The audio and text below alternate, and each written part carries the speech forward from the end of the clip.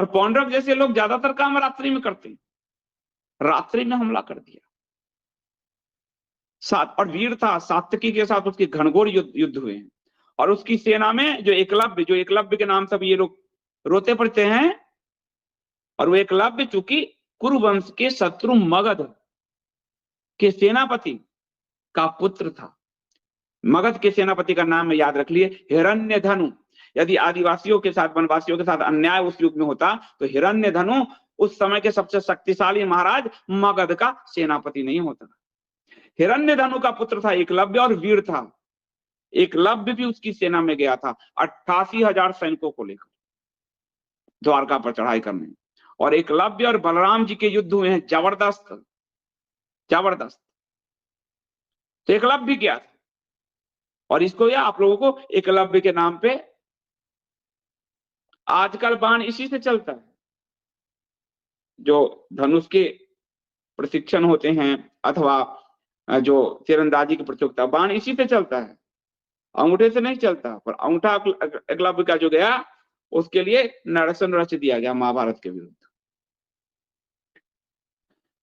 तो और इसमें है कि भगवान ने काशीराज पे चढ़ाई कर दी। क्यों? क्योंकि काशी में ही वो था, काशीराज के मित्र के यहाँ बैठा था। तो महाभारत की कथा विस्तृत है, और मैं आपको ये पुराण और महाभारत में क्यों डिफरेंस थोड़े आए हैं, वो सुनाने वाले के कारण। क्योंकि मैं अगर आपको कथा सुना रहा हूं तो उसमें कुछ मेरे नरेशन भी आ जाते हैं ऐसे सुनाने के कारण। और वेदव्यास जी के जो पुराण है, तो आज मैंने बड़ा गूढ़ ग्रंथ पढ़ा है, तो कैसे सुनाने के कारण कुछ कुछ चीजें जो चेंज हुई है उस काल से ही चेंज होने लगी थी। क्योंकि सुनाने वाले की शैली अपनी रोमहर्षण की अलग है, रुद्रश्रवा की अलग है, तो इस तरह से चीजें हुई।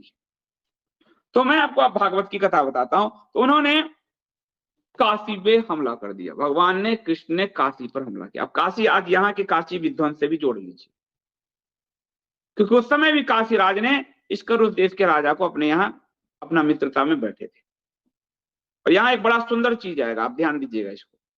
इसलिए भगवान ने जो गीता में कहा है, सभी धर्मों को छोड़ मेरी शरण में आओ, वो यहाँ आपको दिखेगा। ये बात आपको बताता हूं। तो काशी पर भगवान श्री कृष्ण ने आक्रमण कर दिया, क्रोध में पड़े हुए आक्रमण कर दिया। 2 अक्षौणी सेना लेकर उसकी भी पहुंच गई, और वह जो है काशी नरेश,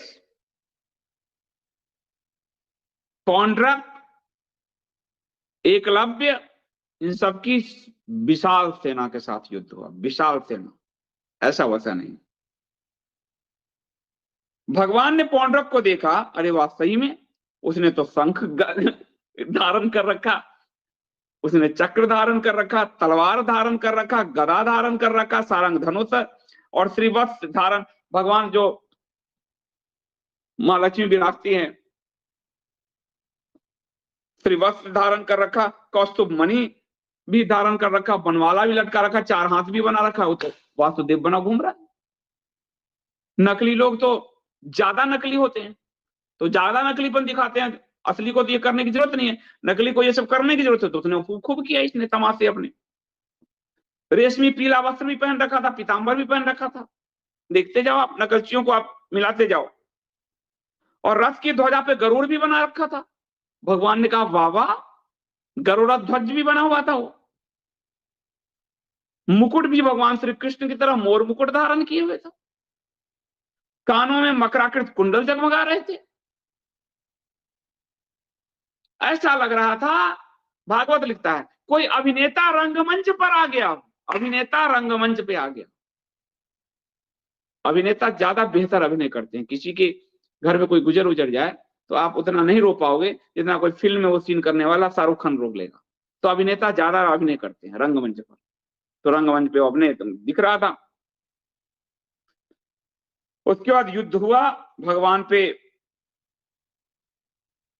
तरह तरह से वार शुरू हुए। उसने बहुत लंबा युद्ध हुआ, उसके युद्ध कौशल देख के भगवान मुस्कुराए। उसने कहा मैं तुमसे भारी चक्र रखता हूं। उसने और घुमा के 10 बार 100 बार इतना भारी चक्र उसने फेंका। वो बलशाली था। भगवान ने अपने सुदर्शन चक्र से उसके चक्र काट दिए, उसके गदा काट दिए, उसके धनुष काट दिए, और युद्ध भयानक किया। उससे पहले सात्विकी के साथ घनघोर युद्ध है उसका, भगवान के साथ भी युद्ध लड़ रहा था।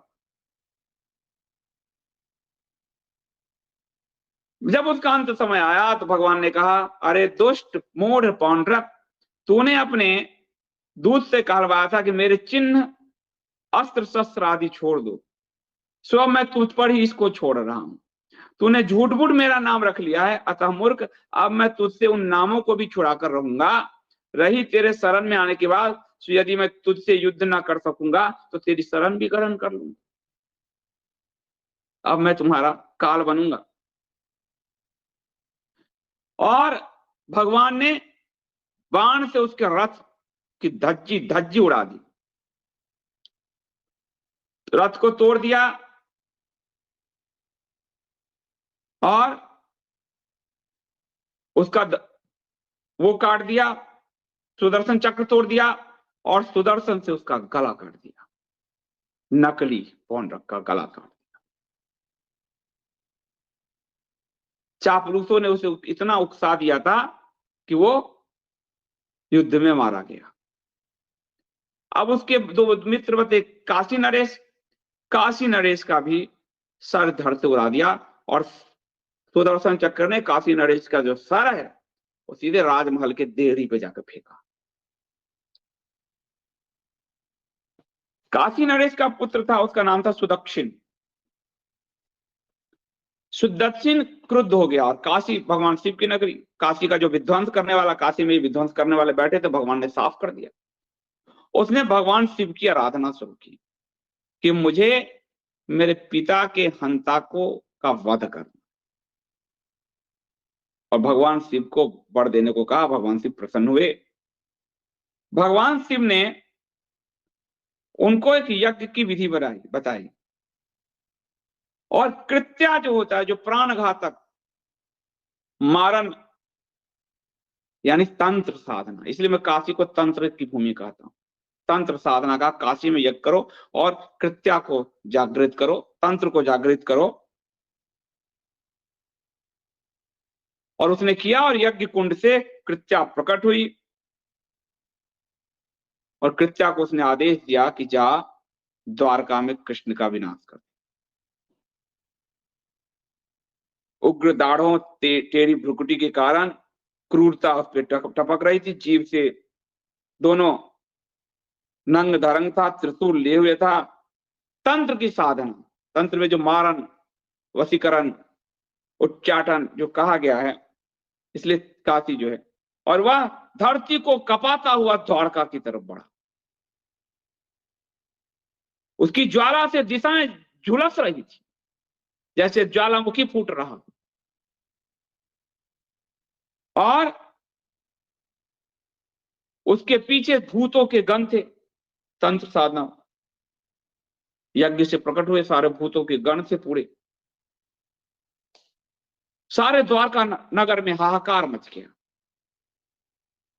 भयानक हाहाकार मचा। द्वारका नगरी लगता था भस्म हो जाएगी उसके अग्नि ज्वाला से। सब भगवान के पास दौड़े। भगवान सभा में चौसर खेल रहे थे। बोले क्या हुआ? तो बोले कोई बात नहीं, मैं इस नगर की भी रक्षा करूंगा, तुम सबकी रक्षा करूंगा, जो भी मेरे शरणागत है उसकी मैं रक्षा करूंगा। और भगवान ने सुदर्शन को आज्ञा दी कि इस कृत्या को काट डाल। सुदर्शन जो है, उस कृत्या में अग्नि की समान चिंगारी थी, तो सुदर्शन में सूर्य का प्रकाश था, कोटि कोटि सूर्य का प्रकाश था। सुदर्शन चक्र ऐसा था, वो भी विष्णु ही, कोटि कोटि सूर्य का प्रकाश। उसके प्रकाश से आकाश, दिशाएं, अंतरिक्ष चकमका उठती थी, इतना जबरदस्त था सुदर्शन चक्र। सुदर्शन चक्र की शक्ति से कृत्या रूप का जो है तेज नष्ट हो गया, शक्ति कुंठित हो गई, और वो काशी की तरफ भागी अपने प्राण रक्षा के लिए।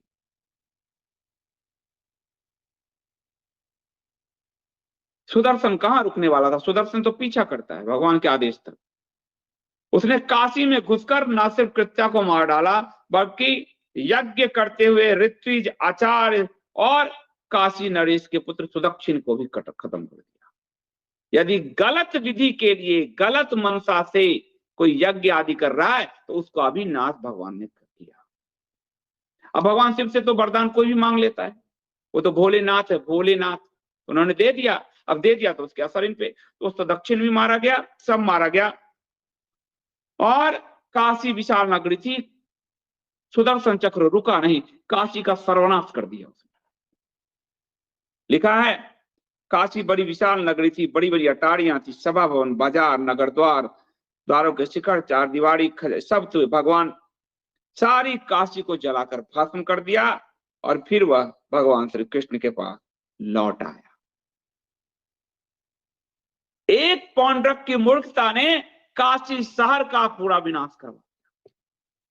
एक पौंड्रक की चापलूसों ने सिर्फ पौंड्रक का ही अंत नहीं करवाया, काशी नरेश का भी अंत करवा दिया, काशी नगरी का भी अंत करवा दिया।